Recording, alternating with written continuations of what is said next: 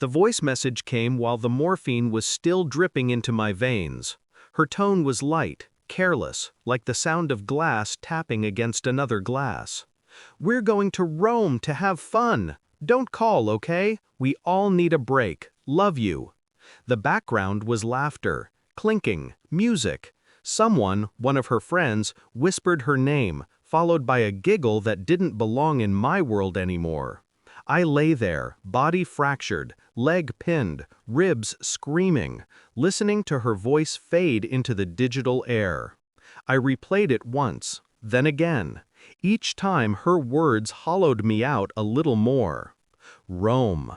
3 weeks after the crash that nearly killed me, she was on a plane, laughing, shopping, living, while I watched fluorescent lights flicker above my hospital bed, counting each second like a punishment. It wasn't the trip that hurt, it was how easily she left, how effortlessly she detached from me. The nurse adjusted my IV. I asked her to turn off my phone. But before she did, I stared at the lock screen one last time.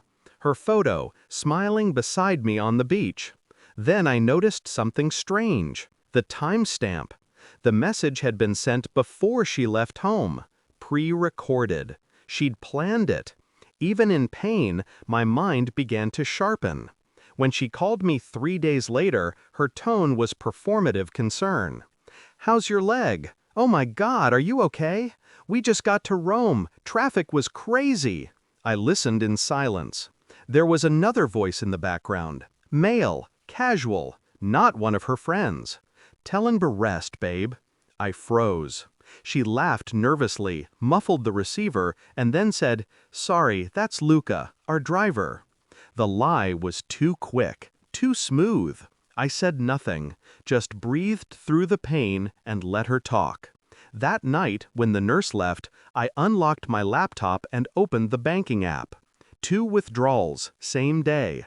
Luxury hotel. 2 tickets. Rome. Not friends. Her and someone else. The realization didn't come like fire. It came like frost, slow, creeping, numbing every nerve in me. I thought of every moment she'd kissed me with her phone face down. Every night she'd gone out for wine with the girls. I had always assumed betrayal would make me rage. But lying there, ribs aching, bones screwed together by strangers, I felt something quieter. Control.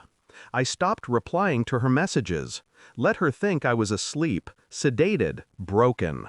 Meanwhile, I began collecting fragments, receipts, photos, timestamps.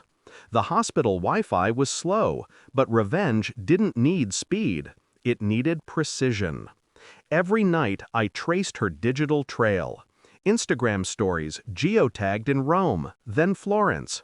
A reflection in one photo, her sunglasses catching the silhouette of a man beside her. Tall, familiar. One of our friends' husbands. The pattern was sickeningly perfect. She hadn't cheated down, she'd upgraded.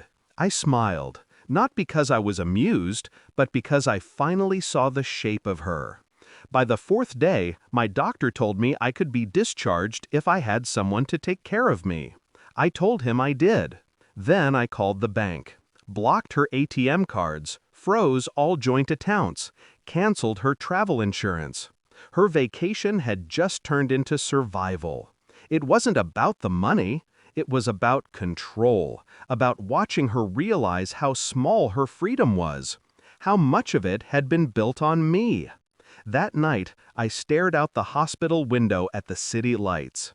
Each one flickered like a warning. I thought of calling her, telling her I knew.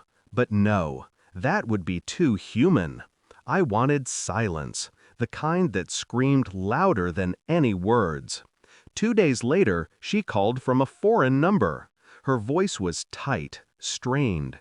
"Why are the cards not working? I can't book anything. The hotel, they're asking for payment. What's happening?"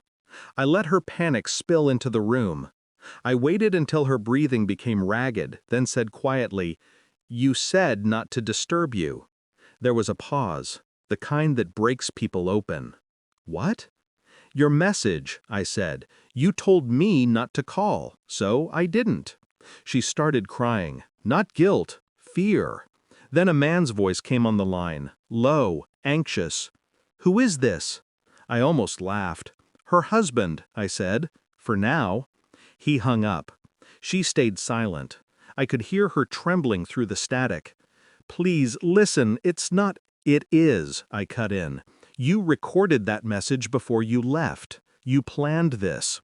Enjoy Rome. Then I ended the call. For the first time in weeks, I felt something like peace. They called again the next morning, over and over, desperate. I didn't answer. Instead, I sent a single text. Accounts closed, cards canceled. You wanted freedom, this is what it feels like. Then I left the hospital. I walked on crutches to the taxi stand, breathing the cold air like a new language. Each step hurt, but the pain anchored me. It reminded me I was still here. That night I checked my email. Dozens of unread messages. Apologies, explanations, threats. I deleted them all. Then I transferred the remaining balance from our savings into a new account. My name only. Control. Clean. Silent. Hours later, I saw an incoming video call from her. I answered, not to forgive, but to end it. Her eyes were red, mascara smeared. She was in a hotel lobby, surrounded by luggage and fear. Please, she whispered, we have nothing here. I made a mistake. Come back. I looked at her through the screen, the woman who once promised forever, now begging through pixels. You already left, I said softly. I'm just making sure you stay gone. Then I ended the call, blocked her, deleted everything. I moved out of our apartment the next week, left no forwarding address, no trace. People asked what happened. I told them I recovered. That was enough. At night, I still heard her voice sometimes. Light, laughing, distant. We're going to Rome to have fun. Don't call, okay? I smile now when I remember it. Not with bitterness, with clarity. Because she was right. She wanted a break. So I gave her one. A permanent one. And for the first time, in that silence, I finally rested. She left me alone once. I just returned the favor.